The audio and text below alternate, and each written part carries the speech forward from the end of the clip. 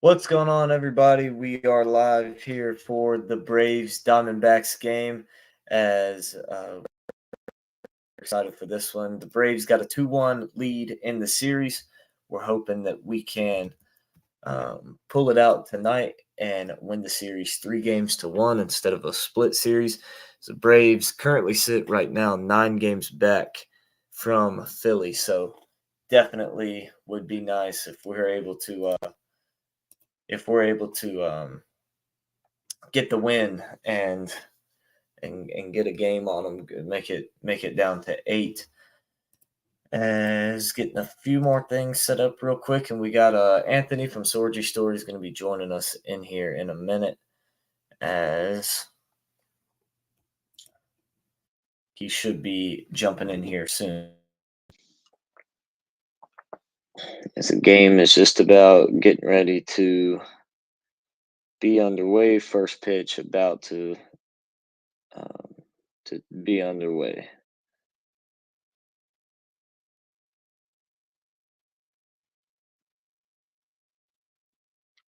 So we appreciate all of you guys here in the chat that are watching us live. If you haven't already, go ahead and go subscribe to American Football Network on YouTube.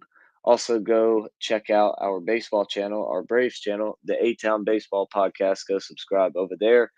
Go to also check out American Football Network Bet. Subscribe over there.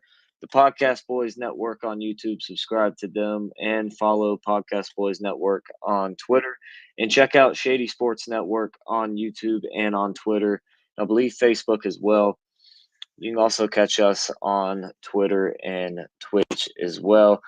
As we are getting ready to be underway, first pitch was supposed to be 9:43. So I'm pulling the game up to watch on my phone right now. This should be a good one. I love how the Braves have still been battling this season, and I love how the rotation stepped up. Lopez and Sale have been incredible. Despite losing Strider, we lost Sean Murphy for a while. He may be the best catcher in the league. Definitely in terms of defense, he is. And then you look, we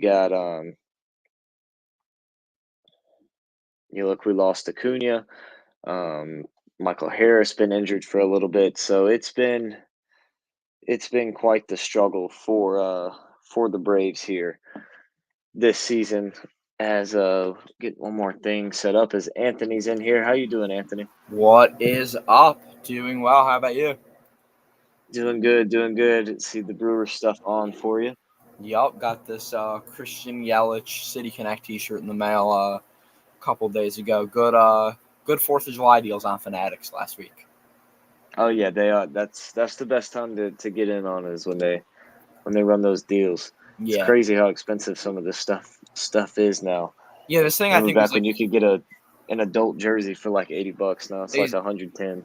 Exactly. Yeah, I think this was $35 normally, and I got it for $12. So. Oh yeah, you can't beat that. Yeah, exactly. And I got a Badgers T-shirt. I don't have any Badgers here, so I finally got a T-shirt on their Fanatic store for like $12. Just overall good deals all around. Oh yeah, that's great. I always make sure I do all of my online shopping around holidays. Yeah, for the most part. For the most part, Yeah.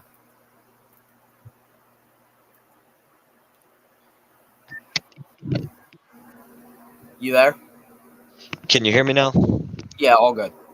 All right, there we go. Okay. Had Max a glitch Fried on the mound for the Braves tonight. Yep, and can't pronounce his last. I think it's I gotta look at it to say it for the Diamondbacks. Where is he? Let's see. Let me try to make sure you don't get copyrighted. Pafat. Oh, Brandon Pfaadt. Pfaadt. Okay, that's how you say it. Yeah. Yeah, he pitched against the Brewers in the wild card last year. Yeah, he was great last year. He hasn't been so much this year. Yeah. Man, I have to say this. The Diamondbacks uniforms, I just cringe at. Like, I'm sorry, but fitting that entire Diamondbacks word across the jersey isn't a good look. I don't like them. And I don't know the last time that I called them the Diamondbacks. Like, I just say the D-backs. That's what I usually say. Yeah. Yeah, so them having D with the like little kind of local Native American style like I guess it would be a diamond and then backs is like the best look I think they have at home. I like that. But yeah, Chase Field is I'd say an underrated ballpark. It's not my favorite, but I like it. Where did I have it? Let me pull it up quick. In my ballpark rankings of the 19 I've been to, I had Chase Field at number 14, a 7.7 out of 10.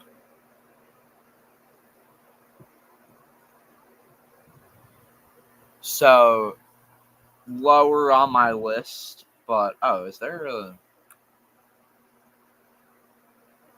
I'd say that's a pretty fair ranking for him.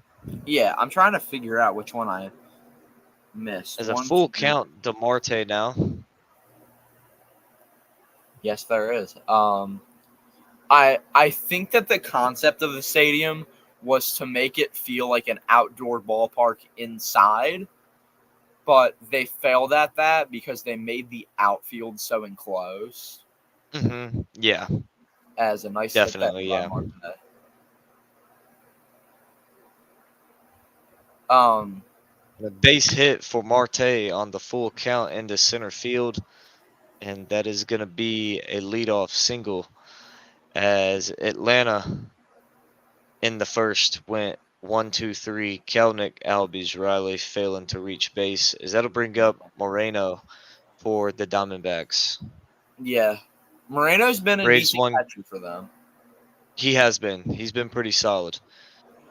Solid as first pitch is fouled off. Four-seamer about right down the middle. Braves won game 1, 5-4 and 11 back on the 8th. Then on Tuesday, they won 6-2, and then yesterday fell 7-5. Gotcha.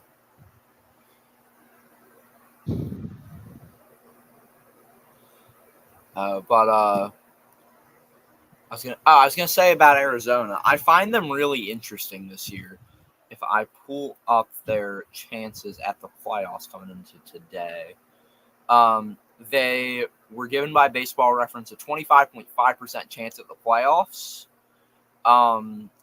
A pretty average remaining strength of schedule, but the interesting thing is a 10% gain in playoff chances over the last month. So things look good for them right now, I'd say. They do, yeah. And they've been really disappointing for a team that was in the World Series last year. And so have the Rangers. Both of them have been bad. Yeah, I think that Cincinnati, Arizona, and the Mets are going to be in a three-way race for that number 6 spot. I'd give it to the Reds personally. I know they're in last place in the NL Central, but they have one of the easiest schedules in baseball the rest of the way. So I think they're going to be able to take advantage of that. The Mets, I just don't know if I can trust. That's always it's a great catch from Austin Riley in the line out. Yeah, for sure. I mean, that was just a solid play by a solid defensive third baseman, right? He's in that upper tier of guys in the league when it comes to playing so well, which it's not easy to play well at third base. That's a tough position to play. It's not. It is. And I feel like he doesn't get enough credit for what he does over there at third base defensively. Yeah, I'd agree with that, especially with like how tough it is sometimes to just get the ball across the field to the first baseman and make that accurate of a throw in that split second that you have to make that. Oh yeah, for sure. Like you see like him, Nolan Arenado, Alec Boehm with the Phillies, phenomenal. There's for sure a group of those guys who you say they are really good at this. Oh man, that's tough. Ozzy Albies. Yeah, that was tough. Slowly hit ball, then you had to wait on the batter to get in, or the runner Marte to cross over in front of you on his way to second to get it. Grichuk's just too fast, couldn't get it. Ball was hit slow to begin with too. Yeah, I mean that's a tough play.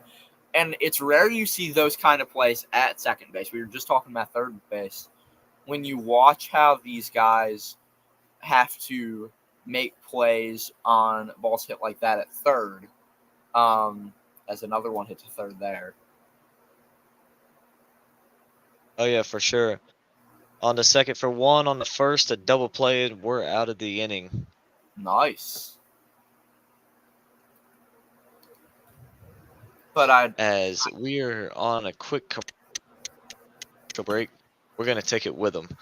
And we will be right back with you guys in just a moment.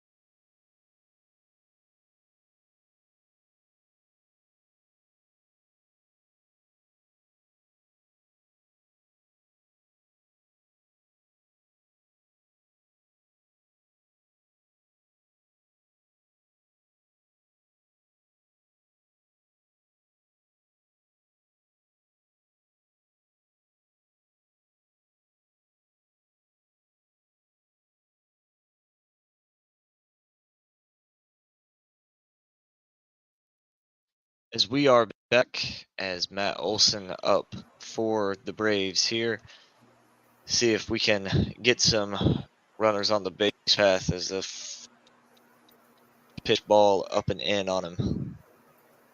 yeah, my feed just went out. I'll have to see if I can get it back. All right. As the 1-0 pitch is fouled back into the screen, make it a 1-1 count here on Matt Olson. Okay, let's see what's going on. Oh, the entire thing went out. Let me grab it. How about a lot of blowouts today? The Mets beating the Nats 7-0. Tigers beating the Guardians 10-1. Reds over the Rockies 8-1. A day of not at all close games. Yeah, for sure. A lot of blowouts. As on the 2-1, Olsen swung and missed at a fastball. All fastballs here to start. Matt Olson out. First 4 pitches, all fastballs. I would imagine with 2 strikes here, breaking ball coming. Yeah.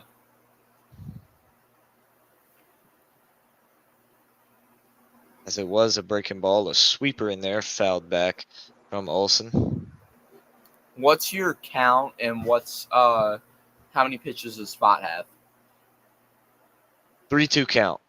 3-2 count. Okay, I have a 2-2 count. Let me. Sorry, I meant yes, 2-2 count. Okay, gotcha. Let me make sure that this is working. Okay, there we go. Another foul ball here on a 4-seam up in the zone, fouled straight back. I have fought with 17 pitches so far. Same. Okay, I'm just making sure we all have the same thing. I think it's interesting also the D-backs hats. They went I with do like too. a 90s logo compared Yes. to the current one. So it's like it's weird how they have the same logo concept but two different logos using them both at the same time. It's puzzling to me, this kind of rebrand they did. I like it. I like it. As a full count now, and it is fouled back from Olsen. So a good at bat from Olsen. Even if he doesn't get on here, he's at least 9 pitches with this next one coming. Yeah. Now, good at bat here, working him.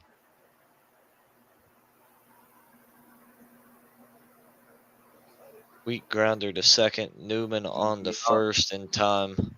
1 out. But a I solid at saw bat, that. making him throw 9 pitches. Yeah, I saw that like about 20 seconds ago, and I was trying to send it back a little bit. Let me try to do it this way. Okay, 147. Yeah, mine keeps Let's see if that'll work. keeps Okay. jumping. Back Right and now, forth. I have 1 out, and it was just a low pitch to make it a 1-0 count. That's what I got. Okay, perfect. Is our MVP Marcell Ozuna up to bat? You think he's the MVP this season?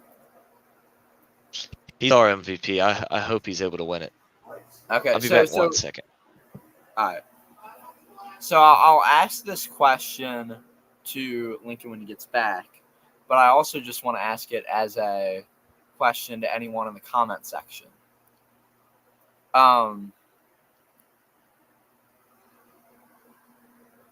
What does it take for a DH to win the MVP in the National League, especially? Because All right, sorry about that. I had to plug my computer in. All good. I was just asking, should a DH be able to win the MVP in the National League? And what should it take for that? Because there is the argument that Shohei hasn't stepped foot on the field as either a pitcher or an outfielder this season. Oh, man. Okay.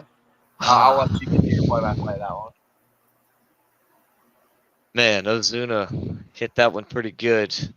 About 5 feet short.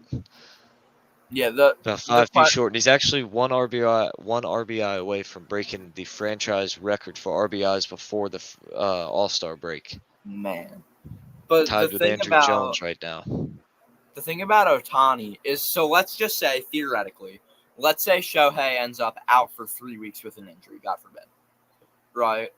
And let's say either Christian Yelich or Bryce Harper has an insane second half, like Yelich did in 2018, where they end up with like 45 homers and Shohei ends up with like 48, right? Who's your MVP? Uh-huh.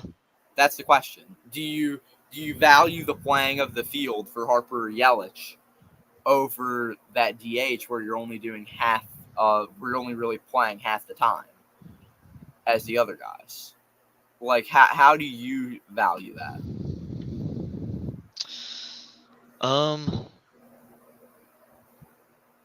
The way I would look at it is if Harper or Yelich are in the conversation for Gold Glove at their position, they win it. If they're not, then you just go off batting. Because I'm not going to factor in defensively if you're just an average defender. Yeah. But if you're somebody who is an elite, who has had an elite season on defense, then I'll take that into account. Yeah, I think the issue with Yelich there would be that he doesn't play the outfield enough because the Brewers don't have an established DH like the Braves or the Dodgers do. It's a very kind of, we'll give Yelich some rest on days, we'll give William Contreras some rest, Willie Adames some rest, we'll play Gary Sanchez there. Like, it's a very kind of mixed bag. And so once or twice a week, Yelich ends up as the DH. As Arizona gets out. Duvall flies out here to center as the Braves will go 1-2-3 again, and when we come up to it'll be McCarthy, Suarez, and Carroll due up for Arizona. But we're gonna take a quick break with them, and we'll be right back with you guys in just a moment. Okay.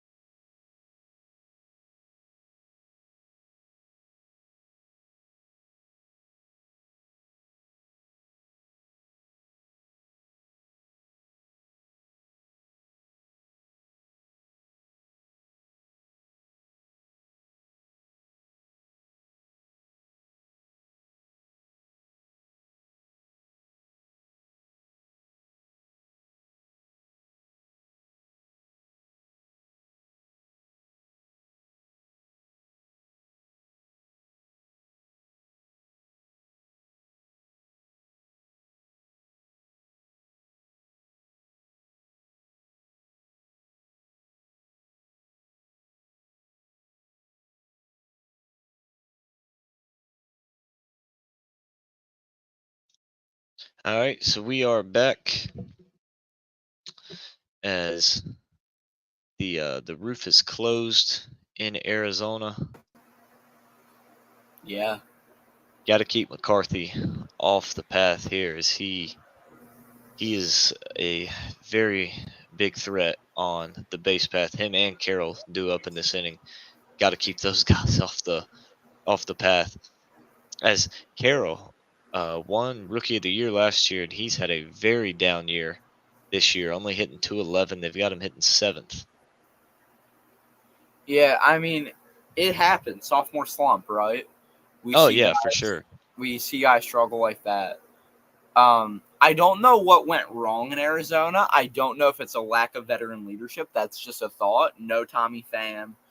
Not that he's much of a leader, considering that he says he spends his offseason training in boxing gyms so he can be ready to fight anyone. Yeah, as McCarthy base hit into center field, and he's on with no outs. But they also lost Evan Longoria, who is... They did. I mean, look at what he did against the Brewers, right, in that wild card series. He single-handedly won the Diamondbacks with that game 1, I think it was, when he made 2 incredible defensive plays. So that saved them the game. So losing guys like that can, I think, really hurt you.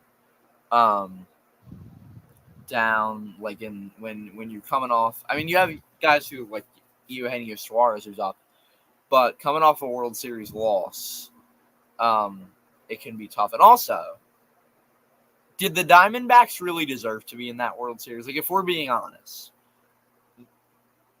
okay, they beat the Brewers. Sorry, go ahead. I will say they earned it, but they were not the best team in the National League. Yeah, but they got hot at the right time.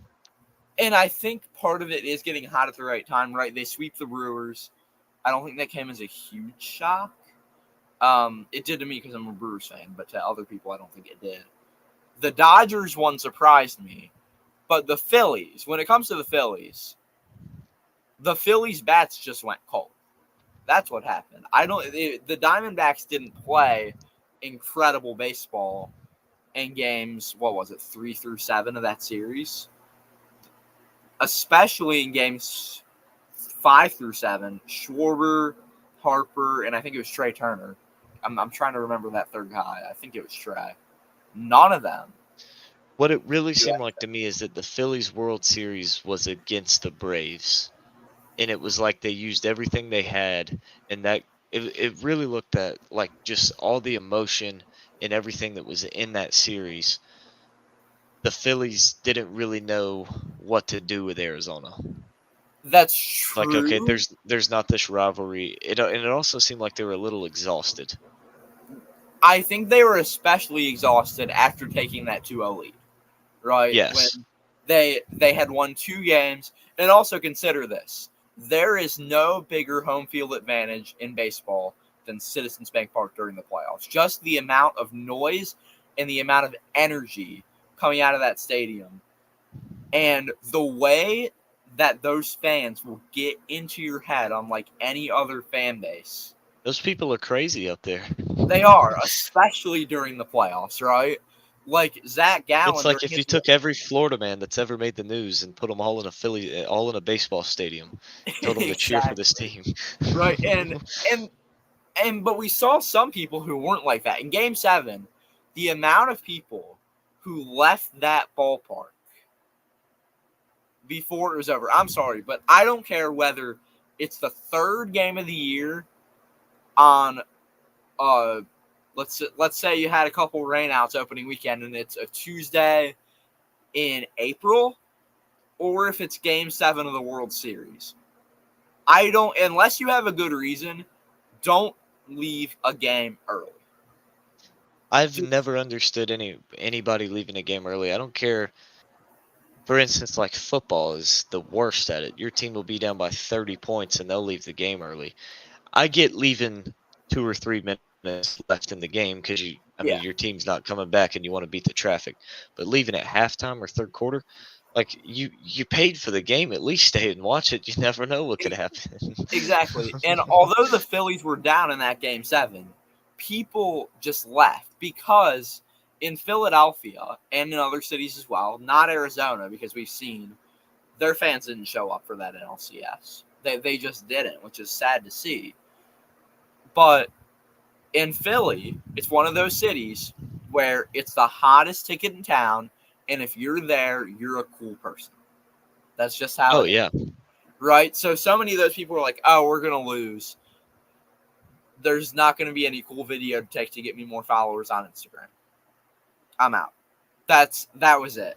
While there were dozens, and for a little bit, my dad and I stopped by the ballpark to see what was going on for those last few innings and stood outside. There were people who stood there for all 3 hours and watched on a TV outside of the ballpark. Yeah, they would have done anything to be inside. Exactly, because tickets were like $500. And I mean, there were people with cameras, microphones. My dad and I got interviewed. They were asking us what we loved about the city of Philadelphia and how great it was. But like that Phillies team, it felt like they just collapsed. It felt like the Eagles, what they did. It felt like what the Flyers did. I know this isn't a very pro hockey channel, but I'll go ahead and say the Philadelphia Flyers, who, for those who don't know, played absolutely great, had a playoff spot locked up, essentially, with a couple weeks left, and then just lost all their games and missed the playoffs. And like the Sixers do every year in the second round of the playoffs. The Sixers isn't a surprise, though. Like, I keep saying it. The issue is ownership. It's a very systemic problem in Philly. I think with the Sixers, it's a mix of ownership and that your leader is Joel Embiid. And that's the thing. Joel Embiid isn't a leader. Exactly. There is no leadership. That's why I said they should have traded Joel Embiid, because his injury problems aren't going to get any better. If you can get a big package for him, just try to build around Maxey and start the process all over again, because it's not worth just doing this time and time again because you're becoming the Dallas Cowboys of the NBA. Exactly. And adding Paul George is not doing anything, because what is adding Paul George ever done to anybody? Yeah, nothing. for sure. Literally nothing. For sure. I mean, I think they might be able to get to the Eastern Conference Finals. I don't think they're going to win it. No. That's As Max Fried with a great end to the inning with 3 strikeouts. Gave up the leadoff hit to McCarthy, then strikes out Suarez, Carroll, and Newman to end it. So we head to the top of the third. We're going to take a quick break with them, and we'll be right back with you guys in just a moment. Okay.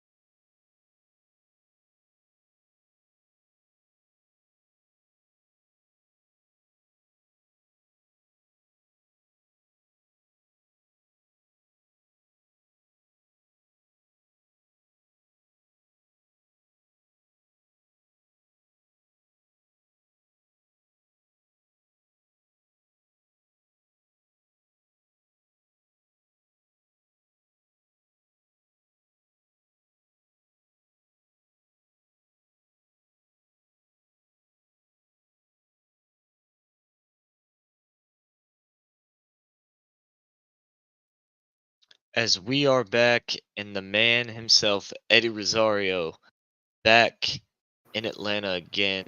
Eddie. Started out this year with the Nationals. Now he's back in Atlanta. Let's tell my buddy now we need to get his Soler and Peterson, and we'll be good to roll for a World Series.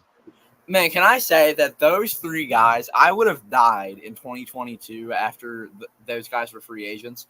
I would have died to have any of them on the Milwaukee Brewers. I thought that they were going to change the entire team if they were on the crew, just because the Brewers were looking for guys like that. But weren't. It was crazy what they did. It was Yeah, crazy exactly. what they did. Yeah, such great veteran impact players. And now Eddie Rosario struggling. The Braves need an outfielder. Why not trade for why not sign him and just see kind of what can happen, right? Exactly. But I think that when it comes to the Braves, the question is, who do you pick up at the deadline? Because you're not going to go for Jazz Chisholm. Because, I mean, do the Braves need a shortstop or a second baseman? That's the question I'll ask you. Long term, do they need one? Shortstop is kind of hard because last year Arcia, All-Star, played great. This year he's hitting 206. Well, that's what happens when you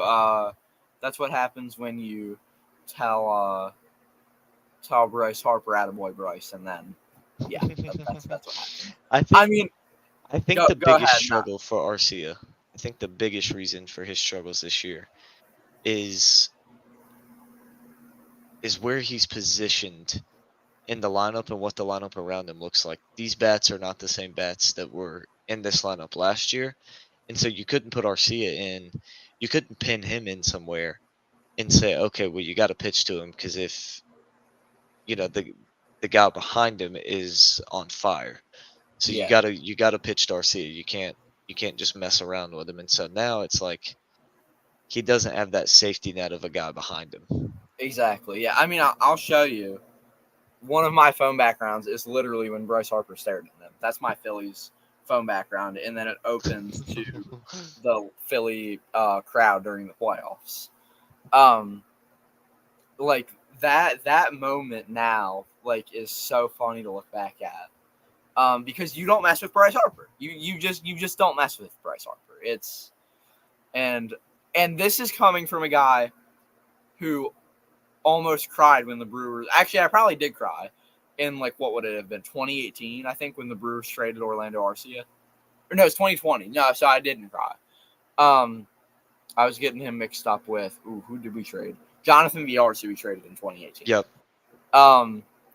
But like, Arcia was one of my favorite guys because I watched him come up through AA, AAA, and then to the bigs. As what's up, Andrew? X_streams in the chat.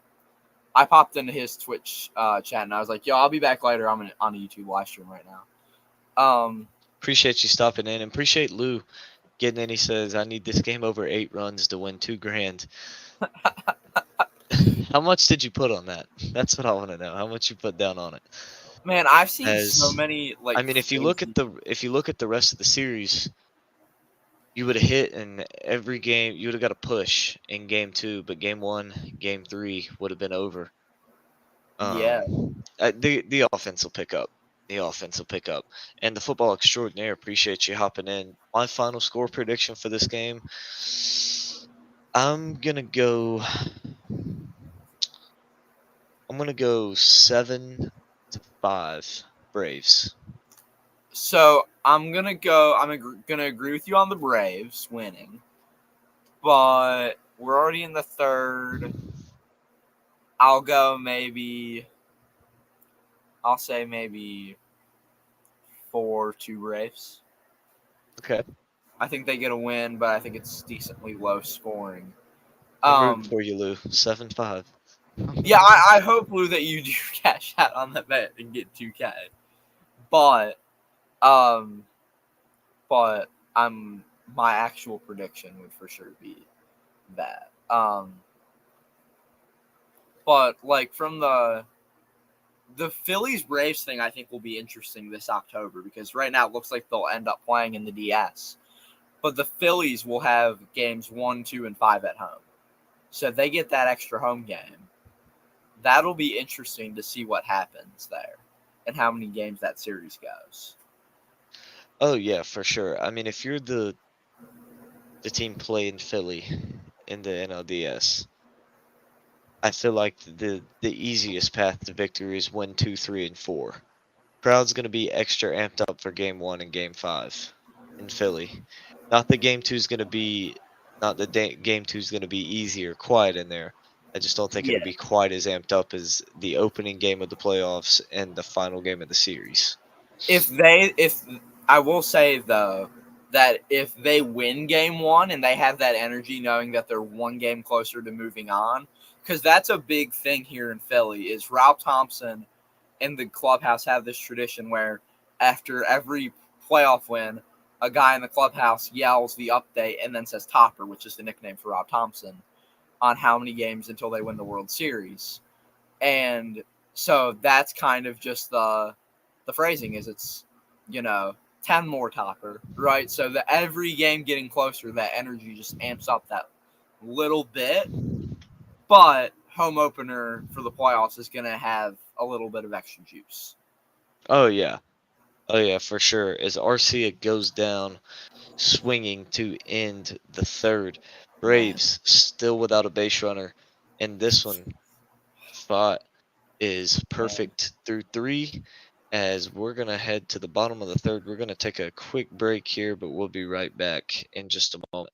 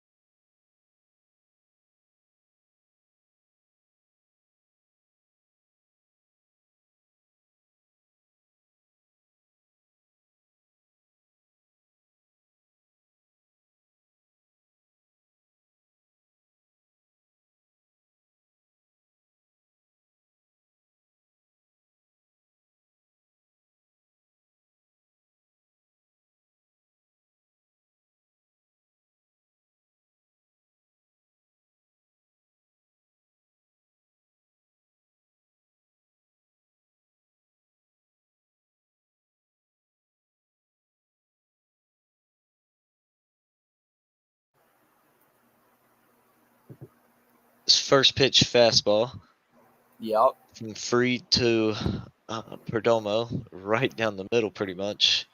Yeah, I wanted to talk quickly about the football extraordinaire's comment on his score prediction.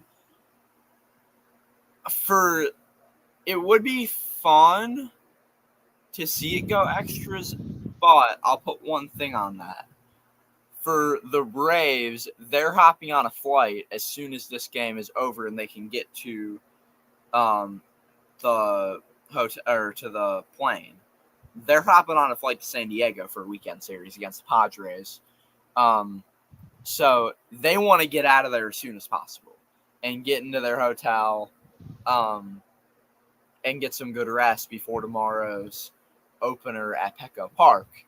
So I don't think they really want to go extras. For the D-backs, it doesn't matter. They have another, what would it be, a 6:40 local time game tomorrow night against Toronto, so it doesn't make a huge difference for them. But for Atlanta, they want to get out of Phoenix as soon as possible.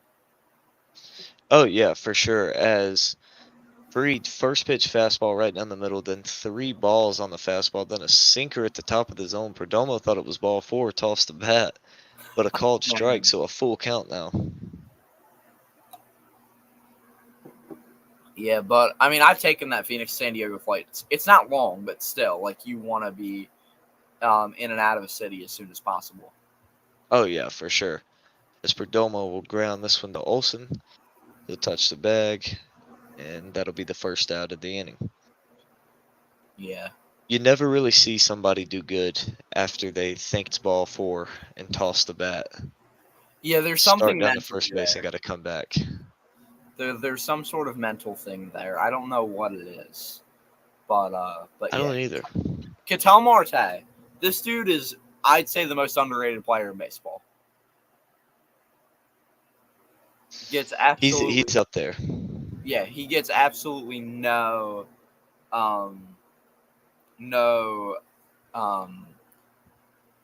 respect from the national media, just because Phoenix isn't a good baseball market, right? You don't see the Diamondbacks on national TV because they don't have that many fans. It's just part of Arizona baseball, I guess. I don't know what it is, but like the He Cardinals flied have out good, to right field on that one.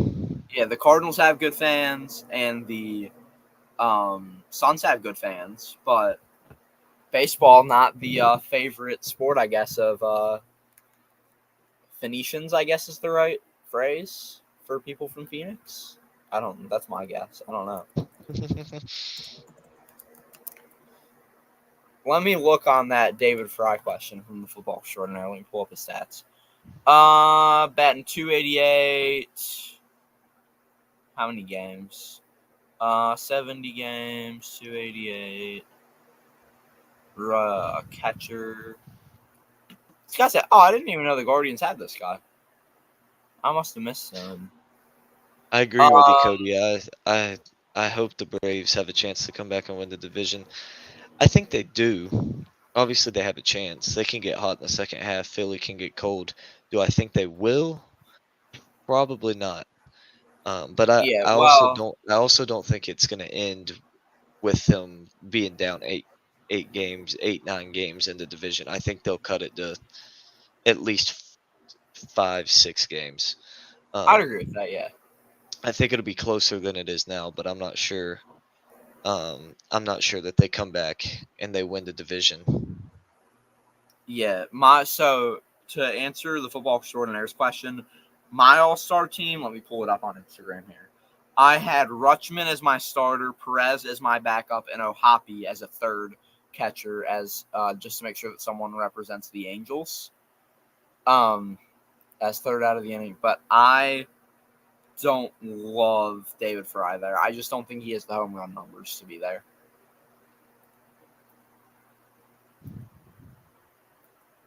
For sure. As Max Fried, 1, 2, 3 Yeah. in the bottom of the third.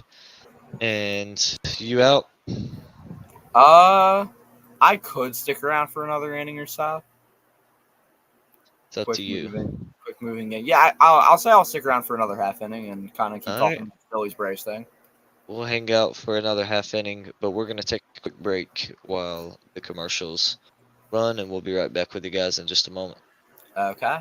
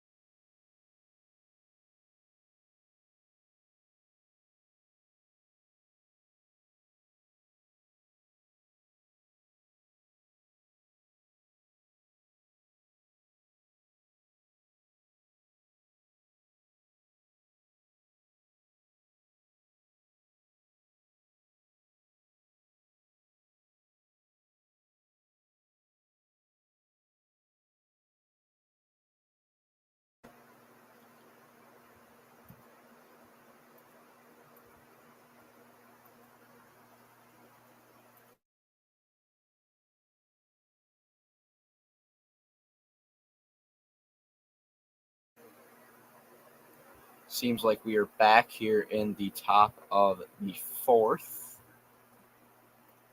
For sure, Cody. I'll be all right with a wild card, for sure. Yeah. So I wanted to talk about why I think the Phillies, other than the fact as that is sky high.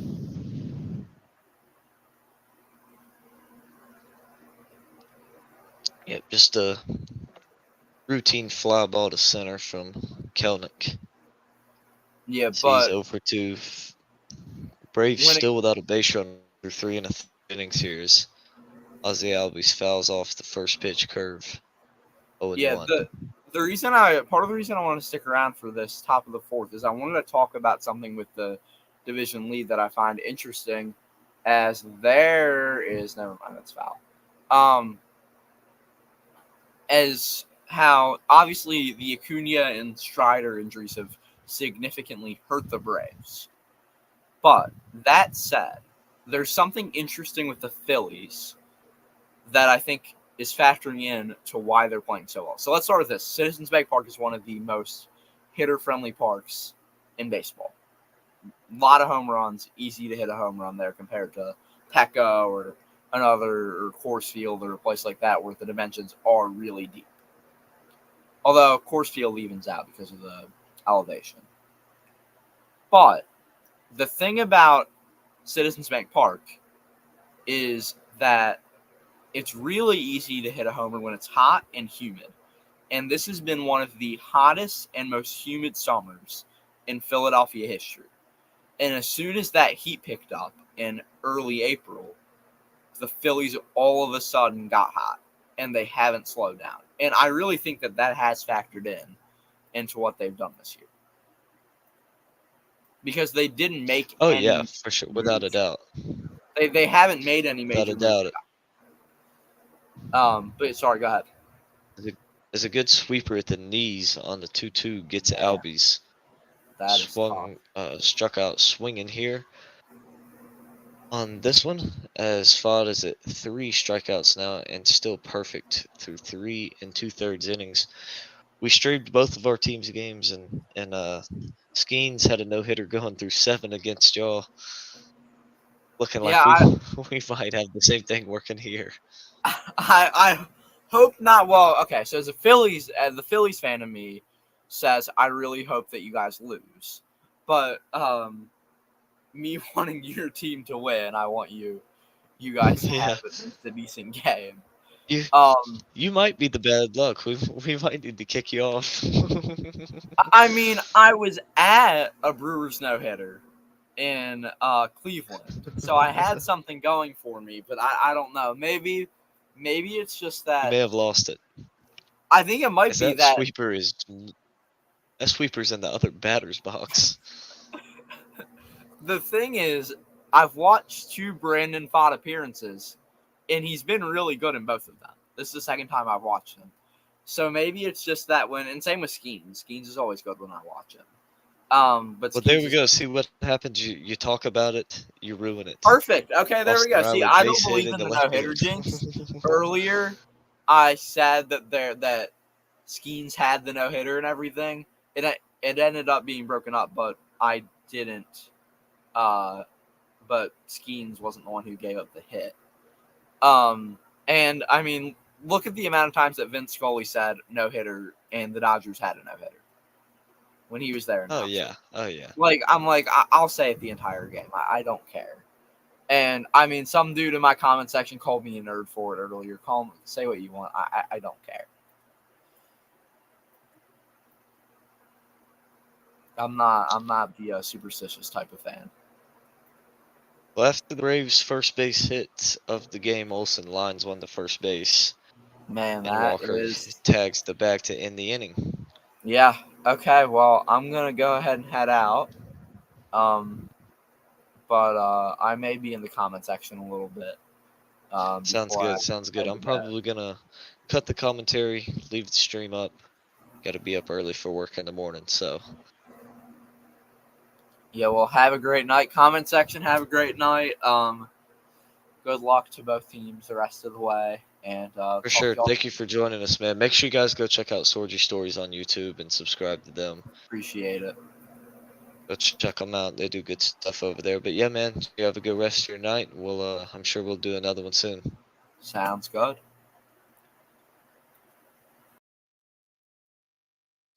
All right, so that'll be it for the commentary tonight, but we're going to leave the stream running for you guys. If you guys want to keep up with it, we appreciate all you guys tuning in. Make sure you subscribe or follow wherever you're watching. We will see you guys later.